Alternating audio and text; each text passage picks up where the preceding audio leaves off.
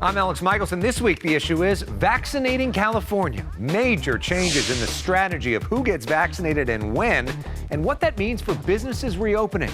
The man behind those decisions is California's Secretary of Health and Human Services, Dr. Mark Ghaly. He's with us for an exclusive interview.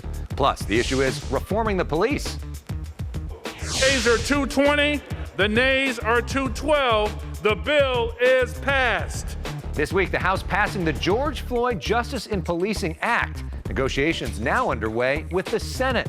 The author of that bill, California Congresswoman Karen Bass, is here to discuss that, COVID relief, and more. Plus, the issue is vaccinations. There's nothing that anyone cares more about than getting a vaccine. The city of Long Beach is way ahead of the entire state when it comes to getting shots into people's arms. Long Beach Mayor Robert Garcia shows us why, as the issue is starts right now. Broadcasting across California, California's only statewide political show. You're watching The Issue Is. And welcome to The Issue Is. I'm Elex Michaelson. This week, a major change in California's public health strategy, a plan to reopen sports stadiums, concerts, amusement parks, all prompted by a plan to get more vaccines to underserved communities. Let's start there. That new plan provides 40% of doses for California's poorest neighborhoods, meaning about 400 zip codes where 8 million people live.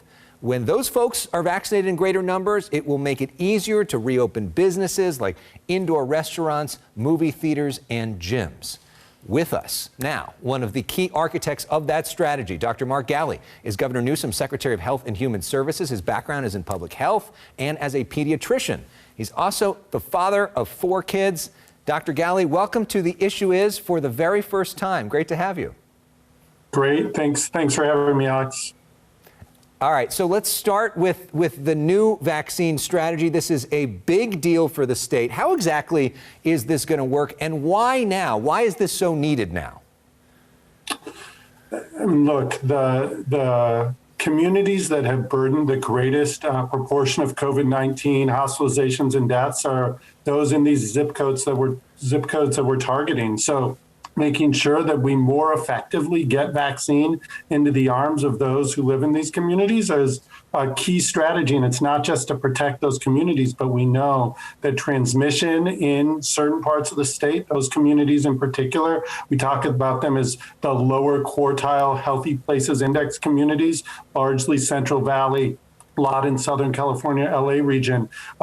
When we can control transmission in communities and areas like those, we know that the whole state is going to be better off. So focusing the vaccine effort very, very much in those communities is a key strategy to get through this altogether. And I'll just remind you one last fact. We're seeing it in the data. We've said the data is going to guide us. What we're seeing now is this roughly 25% of our eligible Californians in the focus zip codes have only received 17% of the vaccine. Those in the more affluent areas of the state, over 30% of the vaccine. That's an inequity that can't be tolerated and that we're working hard to fix. Let's talk now about the other big news of the week, a plan to reopen stadiums and concert venues outdoors. This is all outdoors, and this all begins April 1st. Let's put some of the information up on the screen about some of the numbers here. Stadium events can reopen at 20% capacity if the county's in the red tier, 33% capacity in the orange tier, 67% capacity in the yellow tier. This is exciting for a lot of folks, but walk us through this. What is this experience going to be like when you go to a sporting event? Because it's not going to be like what we saw before.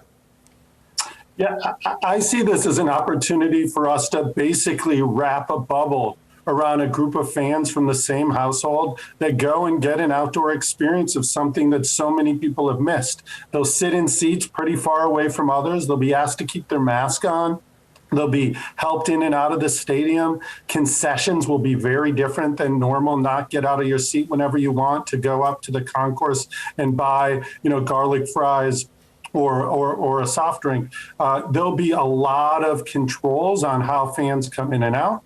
And I think still many people will get the joy of something they've missed for quite some time. And, of course, get to go cheer on the World Series champion Dodgers in person. Another big announcement concerns outdoor theme parks. Starting April 1st, they can reopen. Here's some of the numbers there. 15% capacity in the red tier, 25% capacity in the orange tier, 35% capacity in the yellow tier. They're limited to California residents only buying online tickets. And this experience also going to be very different than it was a year ago. Yeah, absolutely. You can see slightly lower occupancy capacity limits than the ballparks. This is because we know it's a little harder to keep people in a fixed seat or a single spot throughout the entire experience, but still focused on small groups, moving through the park, having short experiences on rides, keeping almost everything outdoors. Even in the red tier, some of the indoor dining experiences are going to be closed. So really this distance between people and still focusing on outdoors and keeping your mask on. And through that, I mean, what we've seen and the science tells us is that can be done safely. You know, there are folks that are watching this, though, that are going to say, look, Disney World has been open for a long time. Disney parks have been open all around the world except for in California. The Dodgers played in the World Series in Texas. There were fans in the stands then. Thinking back, do you think maybe we waited too long on this one?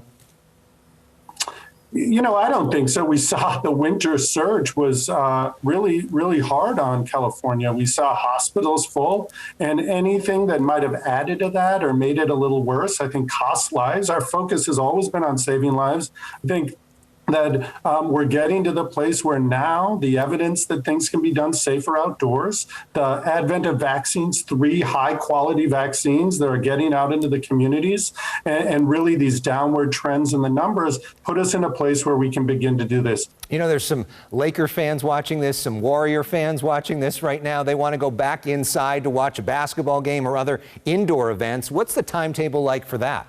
We're hard at work already. Over the next few weeks, we expect to be able to share that with Californians and anticipate when activities like that will come. But again, higher risk, still more concerning. There will be some delay compared to the April 1st for these outdoor activities that we talked about today. Another big story of the week is what happened with schools. The governor at the end of the week signing a $6.6 billion plan to try to incentivize school districts to reopen. You're one of the top medical experts in the entire state. What do you say to parents? What do you say to teachers? Is it safe right now to go back into in-person school?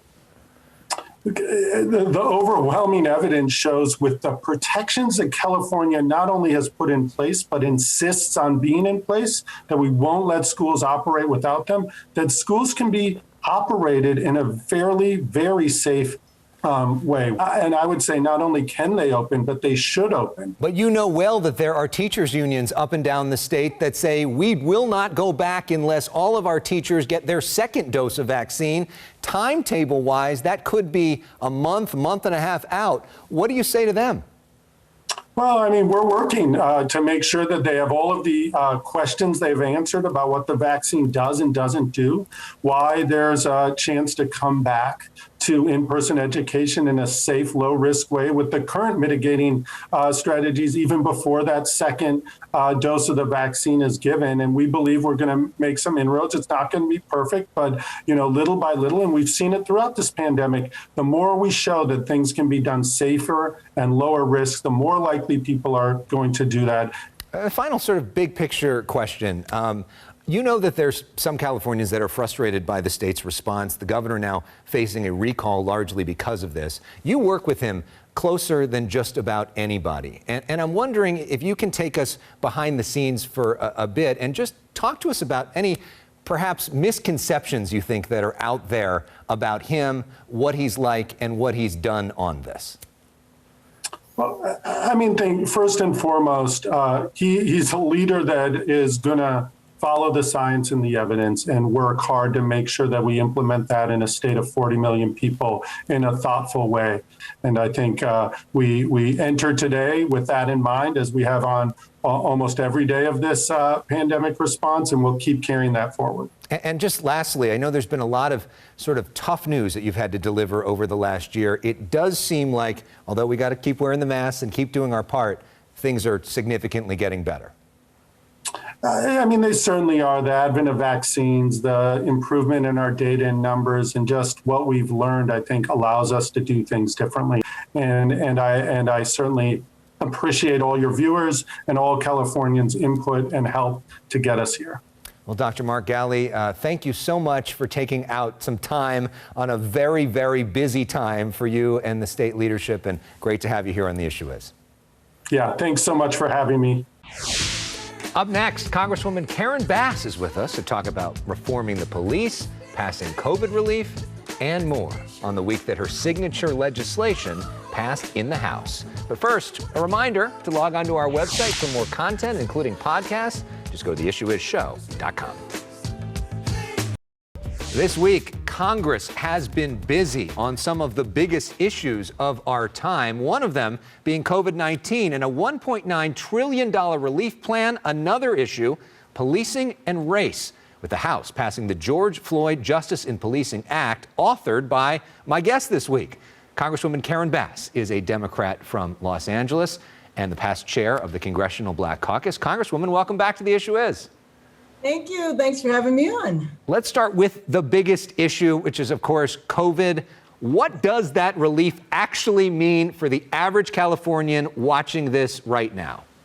Well, for the average Californian making under $75,000 a year, you will be receiving a check for $1,400. For families under a certain income level, you can have a child tax credit, which is actually will be checks that will be coming to you on a monthly basis. So if you think about how at the end of the year you get a tax refund, instead of waiting till the end of the year, it will be issued out on a monthly basis in terms of checks. The unemployment insurance will be extended and the checks will increase. There'll be an increase to unemployment of $400 a week. In terms of our local communities, state and local government will get additional money. Our schools that absolutely need money so that they can reopen. So this piece of legislation that I hope hits the president's desk within a week, week and a half, will actually be felt by everyone. And it's what we need right now. Republicans say it's just too big, not targeted. Some of them called it a blue state bailout for a state like California, which actually has a budget surplus right now. What do you say to that? Well, first of all, there is no such thing as a blue state or a red state bailout. Every state is eligible for the money. And then, I have to say that my Republican colleagues who are reluctant to invest the money that is needed desperately to keep us from falling further behind in terms of our economy had absolutely no problem before the pandemic when the economy was in much better shape, giving away over $1 trillion in tax cuts to the wealthiest people in the country. So are you suggesting that some Republicans may be more concerned about deficits during Democratic presidencies than during Republican presidencies? I don't want to suggest that. I want to say that clearly. Okay. Yes, that's the case. History says so. So let's talk also about another big issue this week, which was the George Floyd Justice in Policing Act. It passed this week in the House. This is something you are directly responsible for. Bottom line, what is the most important change in this bill? Well, I think one of the things that has frustrated people for years is that we keep seeing the same thing over and over again. People being killed unarmed, at the hands of the police. And until police are held accountable, so there's two provisions of the bill: qualified immunity that allows for officers and departments to be sued, and then lowering the standard from which you can prosecute an officer from willful to reckless. So willful means you have to prove that the officer intended to put his knee on George Floyd's neck and kill him, versus what he did was completely reckless and he should have known that it would result in death. And right now, of course, the trial is getting ready to be underway for the officer that killed George Floyd. We have to be able to hold officers accountable. What do you expect from that trial next week, the Derek Chauvin trial? I mean, how could there possibly not be a conviction when we all witnessed the execution of George Floyd over 8.5 minutes? So that's what I'm hoping. I'm hoping for a conviction. I'm hoping for the maximum amount of charges, because what happened that day impacted the United States all around the world. Everybody saw that around the world.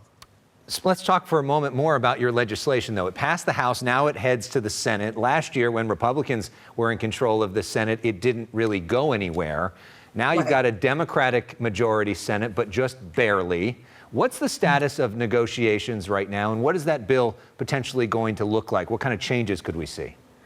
Well, I think, the most controversial aspects of the bill are the two that I mentioned, qualified immunity and Section 242, which lowers the standard of prosecution.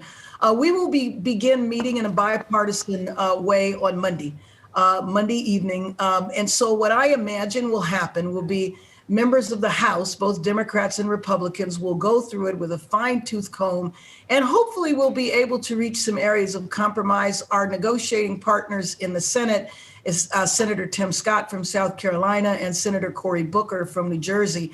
And so there is a tremendous amount of goodwill on both sides.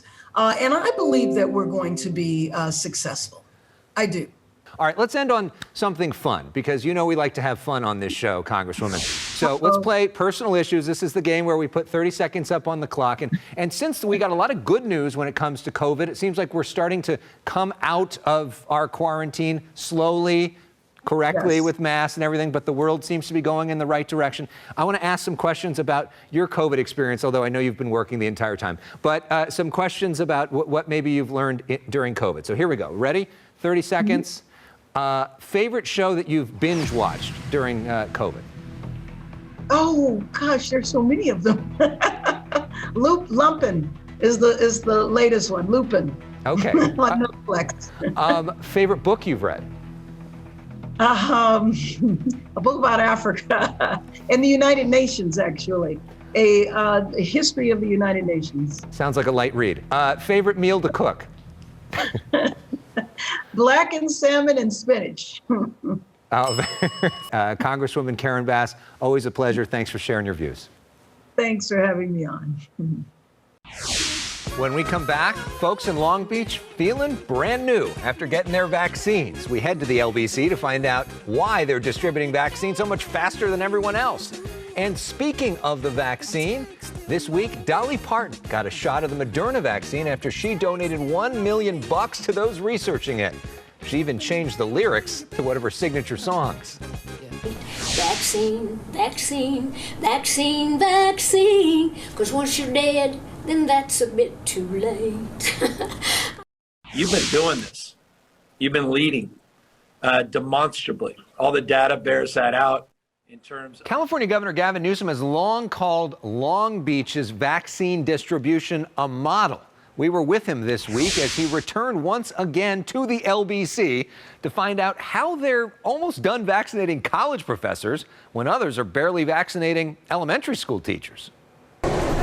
At Cal State Long Beach, Sarah Rodriguez is grateful to now be vaccinated against COVID-19. It means peace of mind. Number 2, totally dead. Within the next week, Cal State Long Beach is set to be the first university in all of California where all faculty and staff have had the chance to be vaccinated. Among the takers, Provost Brian Jersky. We've had very good leadership. Yeah, no, thank you. On this day, California Governor Gavin Newsom is visiting Long Beach, which he's called a model for the rest of the state. It's one of several recent gubernatorial visits to a city with its own health department that's blazed its own path. You were the first to be authoritative. Long Beach moving faster than the rest of the state to vaccinated healthcare workers, those in nursing homes, those over 65, educators, grocery workers, and more. The governor telling me Long Beach Mayor Robert Garcia deserves much of the credit. And what do you say to people that live in other areas that say, how are they doing this and why can't they do that where I live? At the end of the day, you have a leader who not only gets it, but gets things done. And he's willing to take the risk without being reckless to set the terms of a different kind of debate. They've been operating this now for the last month. Mayor Garcia showing me around his alma mater, Cal State Long Beach. There's nothing that anyone cares more about than getting a vaccine. So what is he doing that others aren't? He says he's trying to run out of vaccine every day, which he says is different than some health departments. I would much rather stand in front of the community and say, hey everyone, we ran out of vaccine, than sit around and saying, hey everyone, we're holding on to thousands of doses because we're going to plan it out over the next 2 weeks. Garcia's husband is a teacher, And Garcia himself taught for 10 years before becoming mayor, so his first thought was of teachers. Immediately, it was an instinct. He made an early decision to start vaccinating teachers on the first day it was legally allowed, about a month before most of LA County started doing so. Because of that, by the end of this month, Long Beach will become the biggest district in California to reopen for in-person learning, with all of their teachers having had the chance to get their second dose. I don't think I've ever received as much kind of positive feedback. Mayor Garcia lost his mother and stepdad to COVID-19 early on and says they've motivated him greatly when it comes to vaccines. Every single dose is a life-saving opportunity for somebody. Newly vaccinated residents couldn't be more grateful. Long Beach is doing an amazing job, and it's just a blessing to be a part of this community, to be able to get this vaccine. Mayor Garcia has asked Governor Newsom to change the rules to allow Long Beach to vaccinate even more tiers of people because they're so far ahead. Up next, the governor gets the SNL treatment for the very first time, but was it really a good impression? First, he's hated by every single person in California except those 10 people he had dinner with in Napa that one time. Please welcome Governor Gavin Newsom. Do you want your legacy to be, yes, I protected the filibuster, or do you want your legacy to be, yes, I protected people and I made life better for Americans? The Michaelson brothers created Midas Touch as a quarantine hobby and turned it into one of the best known and most influential brands in all of politics and media. The brothers join us next week right here on The Issue Is. Finally, this week, Governor Newsom parodied on SNL, proof he's becoming a national household name, as recall organizers say they're approaching 2 million signatures. We end with a laugh from Alex Moffat's not totally accurate impression on SNL the first time he's been portrayed. Next time, those of us who cover him a lot would like to hear more phrases like quite literally, cohort, and excuse my long-windedness. I'm Elex Michaelson. Thanks for watching The Issue Is, and as always, excuse my long-windedness. How are things going in California? Teeth, white. Bodies, tight. COVID, pretty bad.